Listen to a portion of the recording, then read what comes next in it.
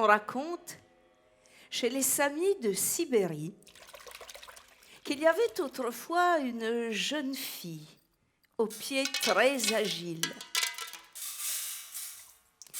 Elle pouvait courir pendant des heures sans jamais s'essouffler. Chaque fois qu'un jeune homme lui déclarait sa flamme, elle partait comme une flèche. Et jamais personne n'a réussi à la rattraper.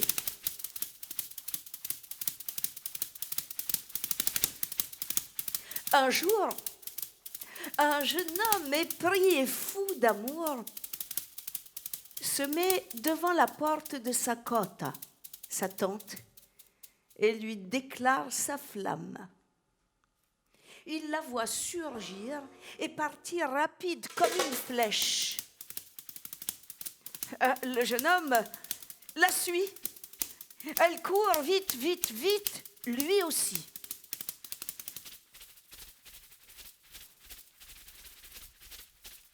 Quand elle réussit à le semer, elle s'arrête pour le narguer. Quand il la rattrape, elle repart de plus belle.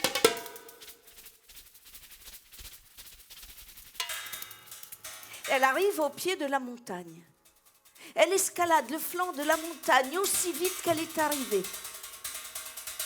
Quand elle atteint le sommet, d'un bond, elle disparaît dans un nuage gris qui est là dans le ciel. Et elle voit le jeune homme qui a du mal à monter. Elle voit qu'il est épuisé. Elle le voit qui atteint le sommet de la montagne et qui s'écroule comme un cerf mort. Inquiète, elle descend de son nuage, s'approche du jeune homme pensant qu'il est mort, mais il articule de l'eau. Il n'y a pas une goutte d'eau au sommet de la montagne. La jeune fille découvre ses seins et elle les presse au-dessus des lèvres du jeune homme. Quelques gouttes atteignent les lèvres du jeune homme. Mais juste à ce moment, une bourrasque violente emporte tout le reste de son lait jusqu'au ciel en une immense traînée blanche. C'est ce que nous appelons la Voie lactée. Et quelques gouttes retombent sur la tête de la jeune fille et la transforment en une statue d'argent étincelante.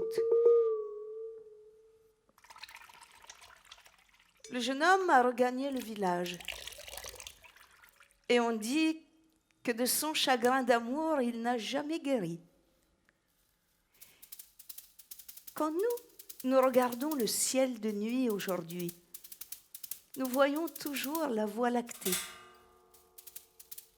Et le reflet d'argent que nous apercevons dans le ciel, c'est son reflet à elle, le reflet de la jeune fille d'argent. Ça s'est passé comme ça, et pas autrement.